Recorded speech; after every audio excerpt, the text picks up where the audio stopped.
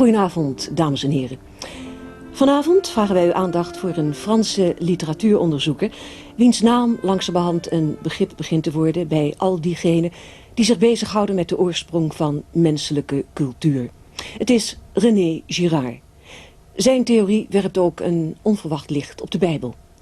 Hij wordt geïnterviewd door Henk Beersteker en de inleiding hoort u van Wim Nijman.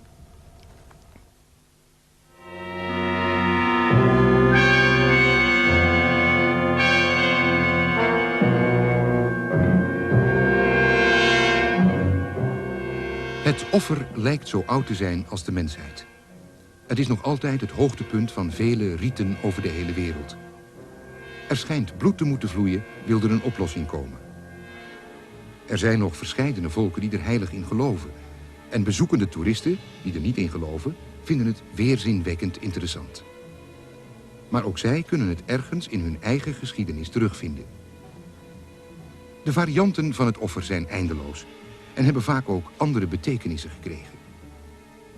De Parsi's langs de kust van de Gujarat in India brengen hun doden naar geheiligde plaatsen, die offerplaatsen worden genoemd, en daar worden ze aan de gieren overgelaten. Het herinnert in de verte nog aan de mensenoffers die eens ook over de hele wereld gebracht werden en waarvan nog tal van mythen en sagen getuigenis afleggen. Wat heeft dit mechanisme van ritueel bloedvergieten ooit op gang gebracht? Vanwaar die devote concentratie op een levend wezen dat dood moet?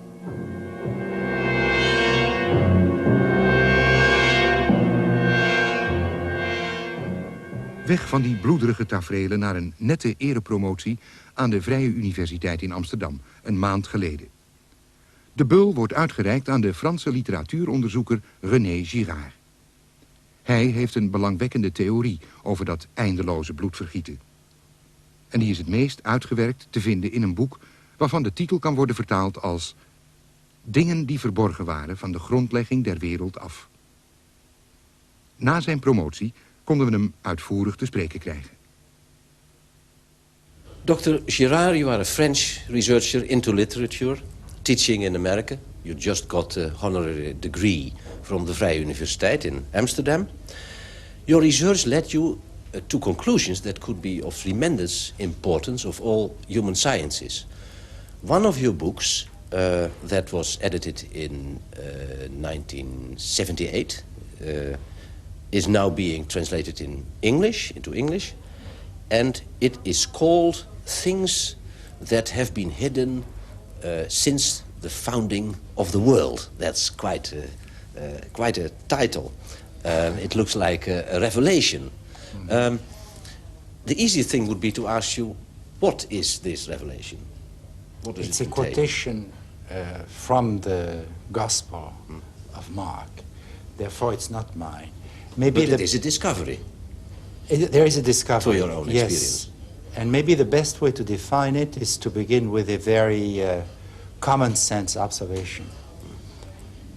We are all aware in our world, and I think it's true of all human societies, that when men have some difficulty, when men disagree with each other, when they have problems coming from one direction or another, there is a tendency in all of us to place the blame on someone else, to resort to what we call popularly a scapegoat. And this tendency we can all observe when we are watching other people. We say, these people have a scapegoat. You have scapegoats in your office, in politics, in all fields of human endeavor. But you never see your own scapegoats. In other words, everybody has scapegoats except you, except me, and so forth. There's something quite mysterious about this phenomenon. But I would like to go to the origin of your findings. You began by modern literature or contemporary literature, and then you descended through the ages to ancient men. You went back, so, and there you found a certain failure of men to live together. Perhaps you could begin by that, because I think it is, as a presumption, Yes. very important for the rest. In a way, it's a question of conflict. Why are human beings always in conflict? Why don't human beings, as you say, get along together? And in great literary works, you know, I started with the novels, but I guess ancient tragedy would be very important for this. You have a certain type of conflict, which is a conflict of desire. The archetypal tragic characters are identical twins, fighting for the same inheritance, always fighting together, always desiring the same thing, desiring the same woman, desiring the same power, the throne of their father. The question is, why is conflict so important in human life? Is the fact that people desire the same thing an accident? Is it pure chance? Or is there something in mankind which forces men who are close to each other to desire the same thing? And I think these great works give us indications that the social sciences do not give regarding this type of conflict. They say that there is a tendency in human beings to desire what their neighbors desire, to be influenced. If I reach toward an object, your tendency will be to imitate me and to reach for the same object. To want it too, yes. That's right. You know, from the beginning of ancient philosophy, with Plato and Aristotle, imitation, in Greek, mimesis, has been a very important subject. But most people feel that imitation is always a matter of imitating gestures, imitating the way people speak, imitating what people like and dislike in a very general way. But can imitation and desire be joined together? Do they have something to do with each other? If there is a tendency in man to imitate the desire of his fellow man, the convergence of desires on the same object is not fortuitous. It's something which will always take place. In other words, there will always be a conflict. We cannot think of imitation as a source of conflict. And probably the main concept in my views is this one, to understand that imitation can be a source of conflict. I think the great writers always talk about that, always show you people desiring the same things, not because these things are intrinsically desirable, not because of something in their characters that makes them desire these things, not because of some fortuitous encounter on the same object, but because man is primarily the animal who does not know what to desire and tends to ask his fellow man, what should I desire? And what you desire is probably the desirable thing I should desire too. So if you imitate the desire of your neighbor, your model will immediately become your rival. He will become an obstacle and a model at the same time. But how did you come to these myths? By way of modern literature? I don't understand it. Well, unlike most social sciences, you know, who think about modern research as the discovery of truth and usually look down at literature, great literature, consider that literature is fiction, imagination. In my view, more of the type of truth I'm talking about is contained in great literature. The great novels of the 19th century, Dostoevsky, Proust in France, Cervantes in Spain, or in Greek tragedy, than in modern sociology or modern psychoanalysis. Because these works emphasize human relations. And they emphasize a certain type of conflict. They emphasize the tendency of human beings to desire the same thing because they imitate each other, and as a result to become rivals. As an example, I would take, for instance, a story of Dostoevsky, which is a very beautiful and mysterious story entitled The Eternal Husband. The Eternal Husband is a story of a man whose wife had many lovers. And then this wife dies. And after the death of that woman, the husband goes to St. Petersburg to see, to talk to, and to get advice from one of the lovers of his former wife. He wants to get married again, and he goes to that man, and he wants him to come with him to visit the girl he would like to marry. And I think that he needs the desire of this man to strengthen his own desire. In other words, he needs the imitation of this man, and he needs to imitate him in return. He doesn't have the strength to desire that woman by himself. So the inevitable happens. As soon as the man meets the girl, he starts courting her, and he's more successful than the ex-husband. That's why the title is The Eternal Husband. He is the eternal deceived husband, because the mechanism of deception is part of his own psychological makeup. He doesn't have the strength to uphold his own desire. He needs to imitate the desire of a lover more successful than himself. He would like to be the great Don Juan, but he cannot be. And he has to imitate another Don Juan. But therefore he's going to imitate the success of that Don Juan, to love the same girls that Don Juan loves. And he's going to be defeated every time. About this weakness of man that leads him to mimesis, to imitation. Let's make the big leap backward towards to ancient men. How would you describe him? Well, I would say this mechanism of imitation is very important because it's primarily a mechanism of conflict. If you have imitation of desire, the two people who imitate each other are going to desire the same woman, or the same food, or the same anything. What is here the difference with animals, for instance?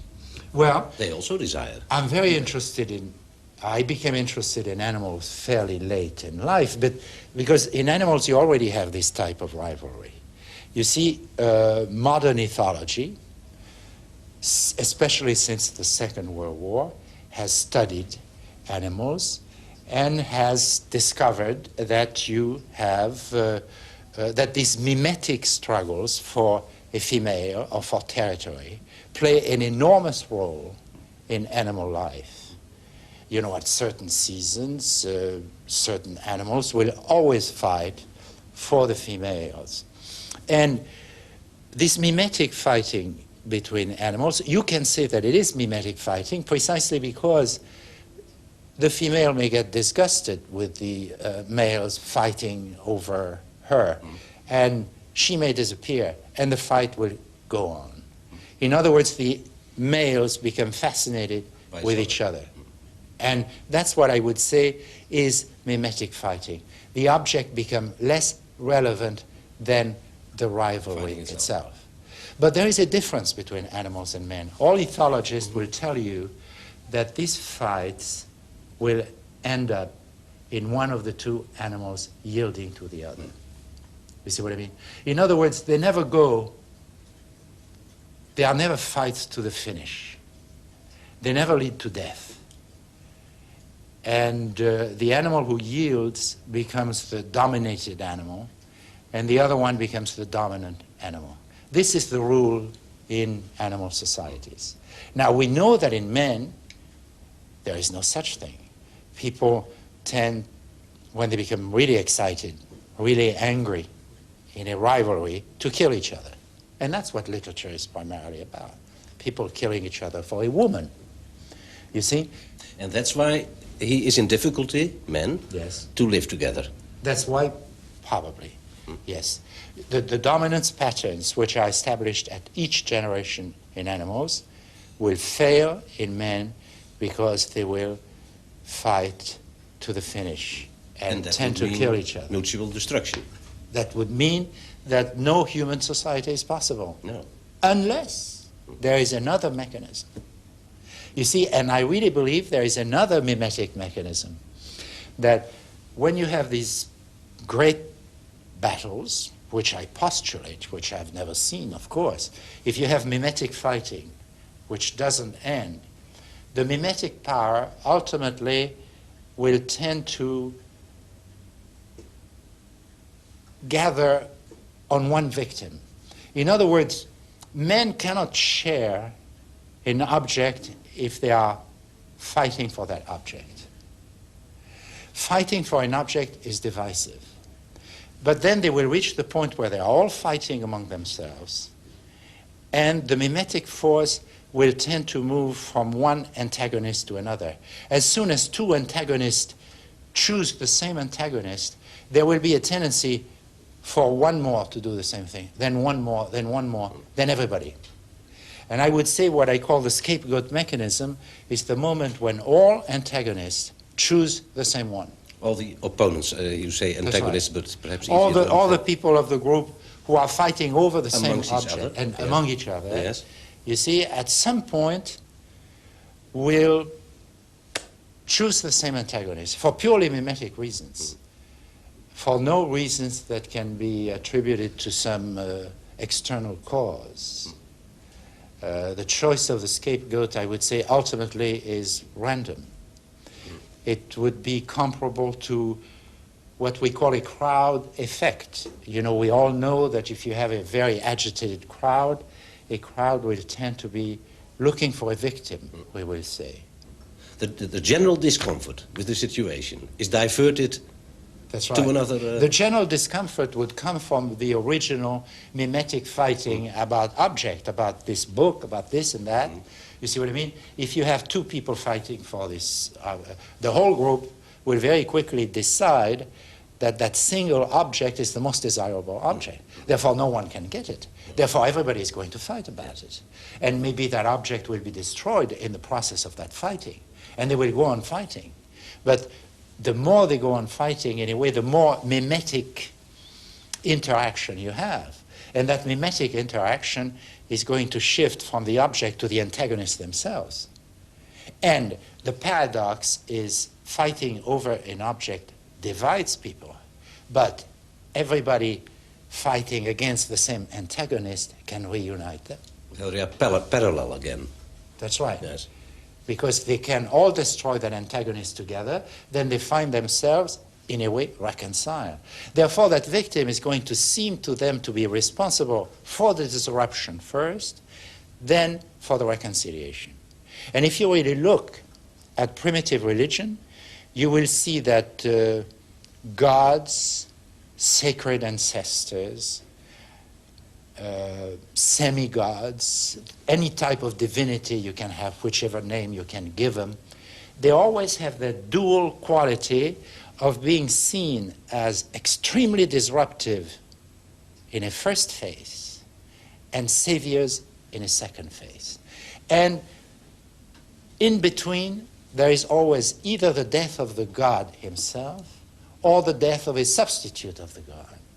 So my hypothesis is that behind primitive religion, there are these phenomena of collective turmoil ending in the killing of a victim.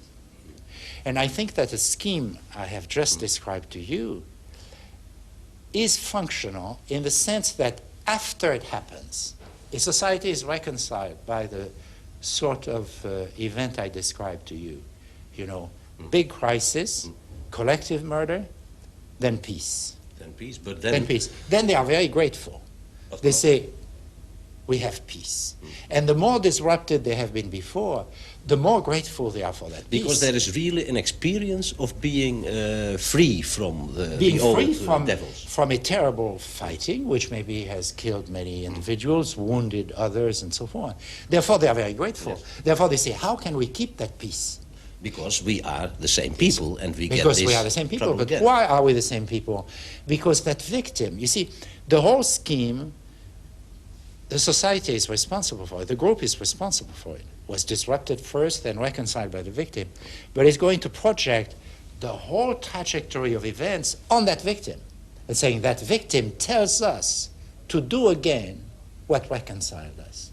If you look at primitive rituals, what do they consist of?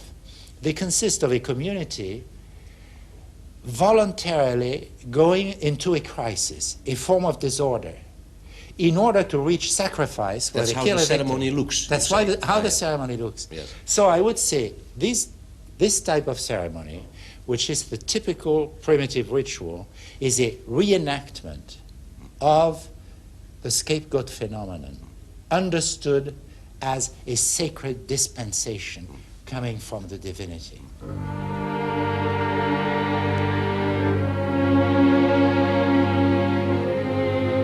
Onder de allerarmsten van Noordoost-Brazilië woedt de offercultus voort onder het teken van het kruis. Een bok wordt binnengebracht en eet zijn laatste loof voordat hij onder het mes gaat. Van zomaar een bok naar het lam Gods. In het belijden van talloze christenen over de hele wereld staat de kruisdood centraal. Het kruis is het symbool van dit volmaakte offer dat noodzakelijk was om de schuld van de mensen te delgen en hen met God te verzoenen. René Girard is na zijn onderzoekingen in de Bijbelse geschriften weer praktiserend katholiek geworden. Maar tegelijk is hij ervan overtuigd dat het christendom van die offergedachte af moet.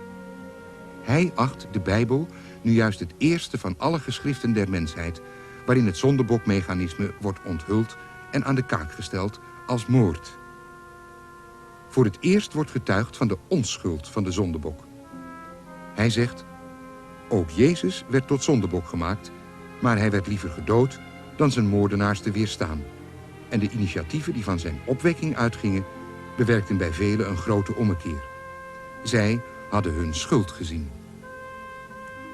Jezus leefde tegen de begeerte en stierf tegen het offer. Aldus Girard.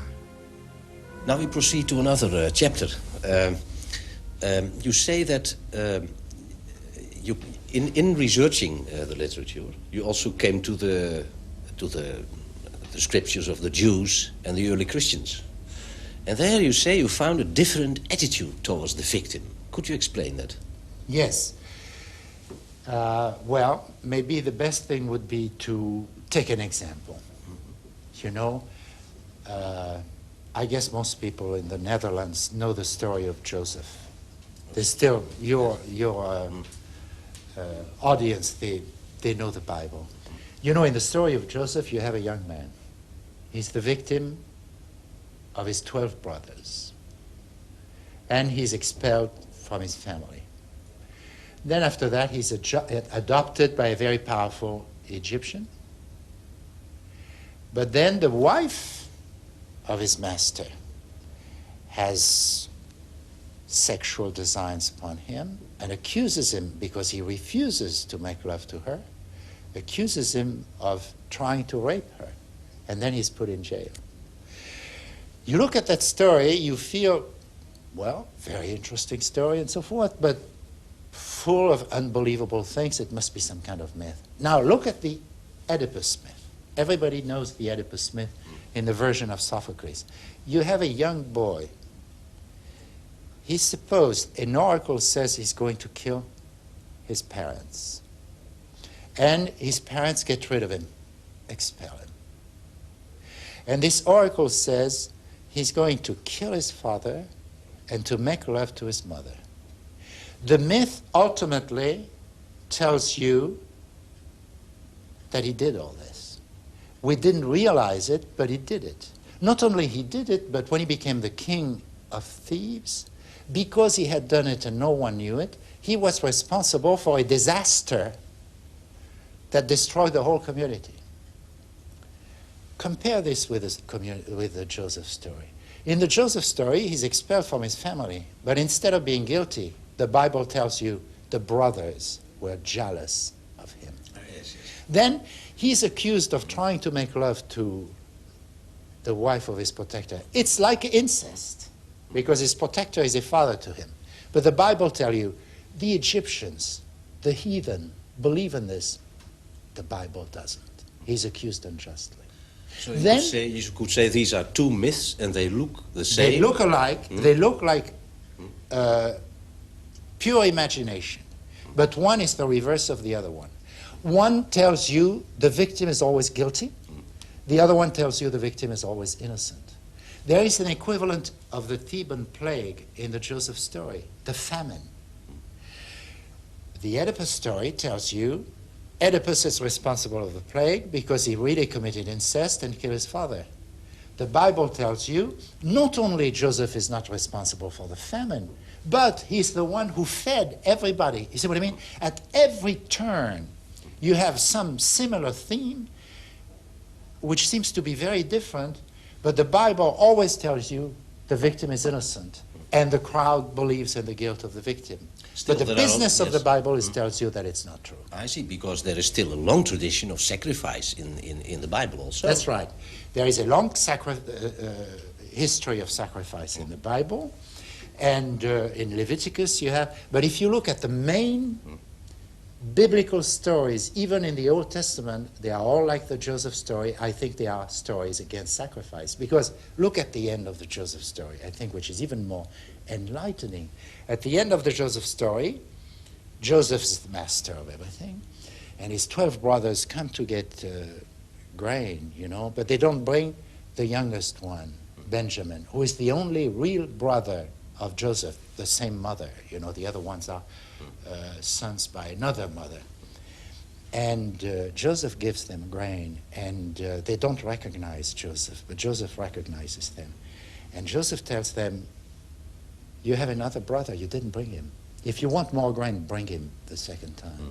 And the second time, they wait for a long time, you know, because they don't want to bring the brother. They are afraid he's going to die, because they repent a little bit the murder of Joseph, and they don't want to bring him because they say, if we brought him and if he disappeared, our old father would die. But they become so hungry that finally they go back with Benjamin.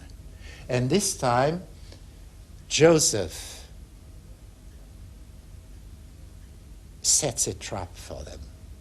And he has one of his people put his precious cup in the sack of grain of Benjamin. And then he has them arrested at the border after giving grain to everybody. And he says, Benjamin is the culprit, and I retain him. You see? And the other brothers, only 10 are left now. One of them, Judah, says, I cannot stand this, and goes to Joseph and says, look, I will take the place of my brother and keep me and free my brother, because my old father would die. And then Joseph understands that his brothers have changed, you see. After sacrificing him, they refuse to sacrifice Benjamin. And then it's a very beautiful ending, because then they all recognize each other and acknowledge each other as brothers. You see what I mean? But the meaning of the story is against sacrifice. It's against sacrifice, but at the same time, the gesture of Judah is very important, because Judah accepts to die so that his brother will not die. So it's a very reverse of the beginning. Would you say it's a new element? It's in a way the very opposite of the beginning. So I would say the Joseph story can be considered as symbolical of the whole trajectory from primitive religion, the 12 brothers killing one and going back to the father and saying he was devoured by wild beasts and so forth, to refusing to sacrifice Benjamin. But in order to refuse sacrifice, you see, what the Bible tells you and no other religion tells you is that sacrifice is so inborn in human beings, so important in human society, that you can refuse sacrifice only if you accept to die. Because the moment will come where rivalry, mimetic rivalry between your brother and you, will put you in a situation where either he kills you or you kill him. And I think Greek tragedy stops right there, says, well, I have the right of self-defense is mine. What I think the Bible does is you have to go beyond that. And I really think that Judah was considered by the fathers of the church as a symbol of Jesus. And I think it's a very profound view. You see, it's a very profound view because in my view, the gesture of Jesus is that he dies against sacrifice. But his death is a sacrifice. Is regarded as a sacrifice. Is regarded as sacrifice, is a sacrifice from the point of view of the victimizers. Therefore, I would say the Bible and the gospel go the full circle of human possibilities, from sacrifice to the opposite of sacrifice. But the opposite of sacrifice with Jesus at the center is the same event as the original event. So people who don't understand the enormous difference in perspective tells you Christianity is a primitive religion. Yes, I understand. You see what I mean? Yes. So I think the 19th century anthropologists, who were all anti-Christian, made an enormous discovery when they said all religions are like Christianity. Therefore, Christianity is only a religion among others. With a sacrifice at with its a sacrifice heart. at the heart, but they didn't see the most important thing, which is so obvious that it blinds them, is that the perspective is the opposite. It's not the same thing to look at a murder from the point of view of the murderer and to look at it from the point of view of the innocent victim who says that murder is wrong.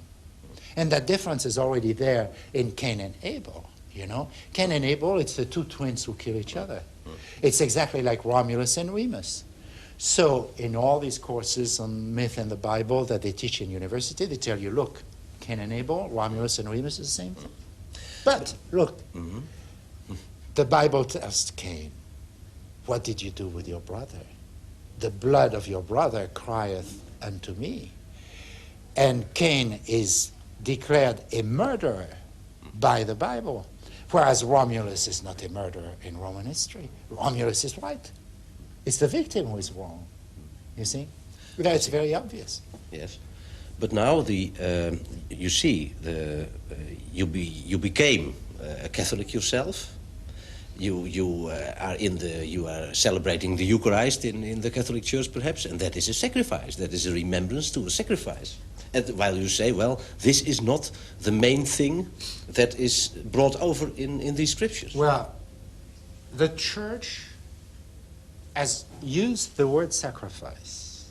You see what I mean? The Church has used the word sacrifice.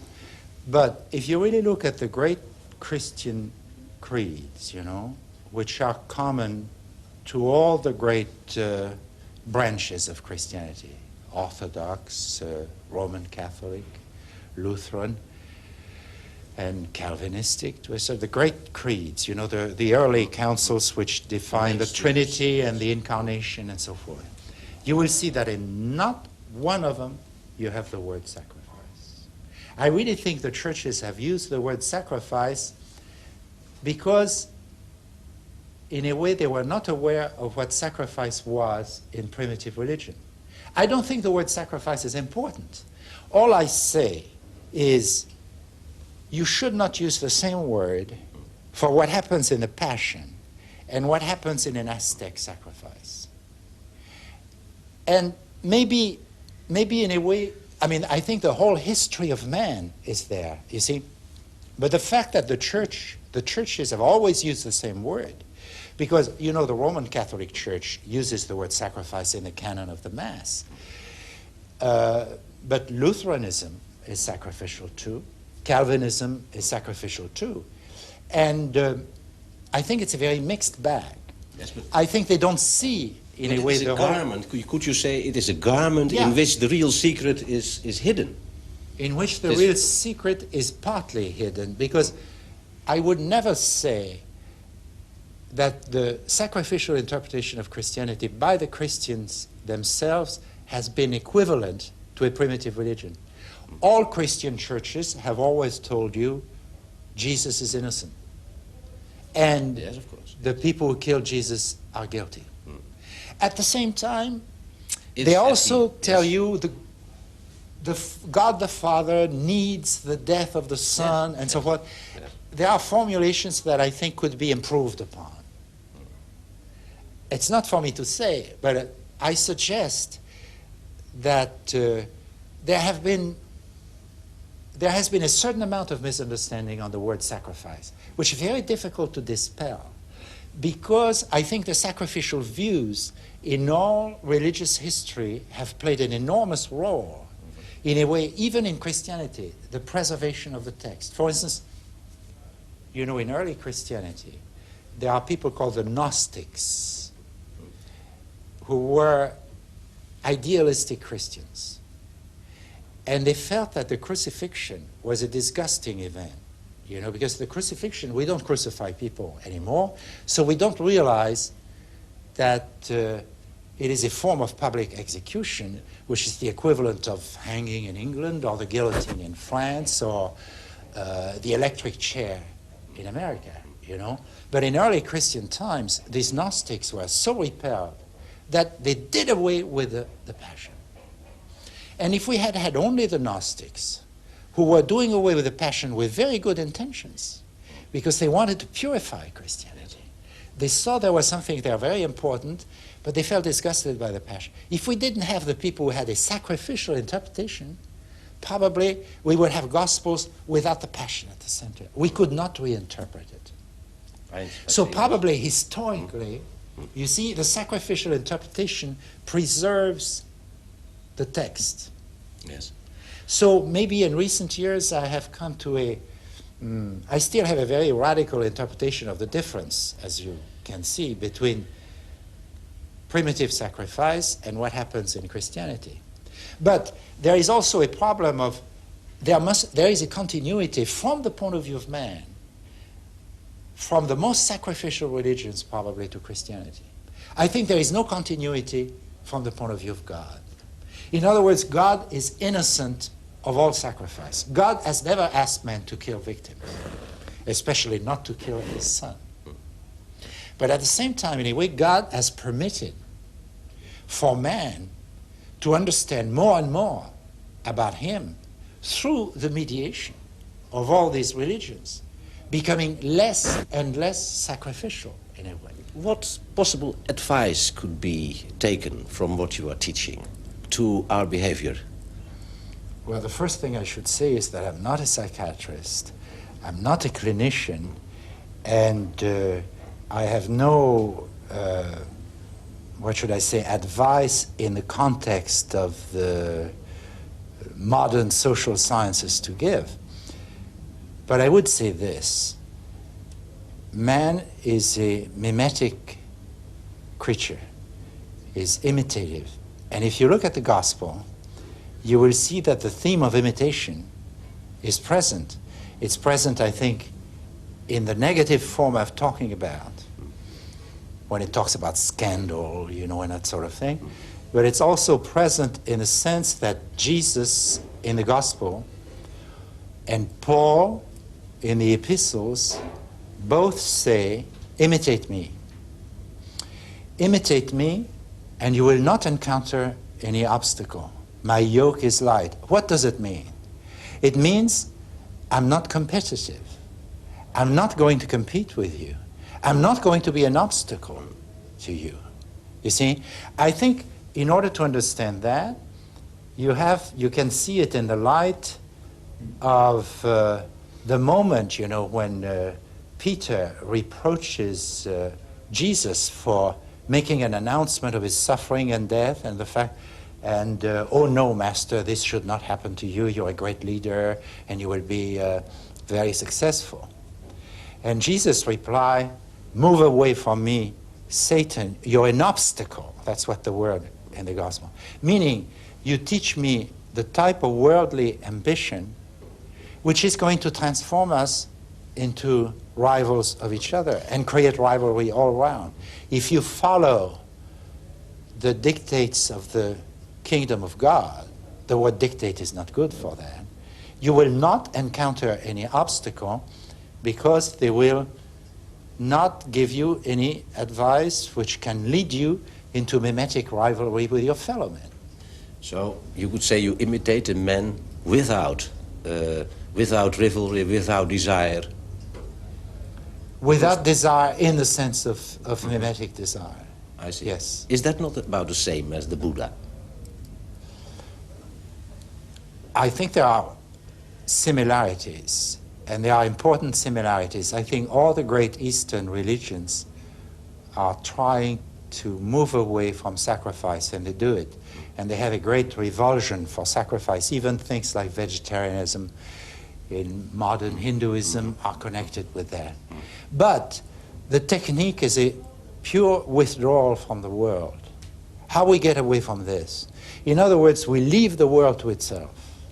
The world will go to pots, you know, we cannot do anything with it.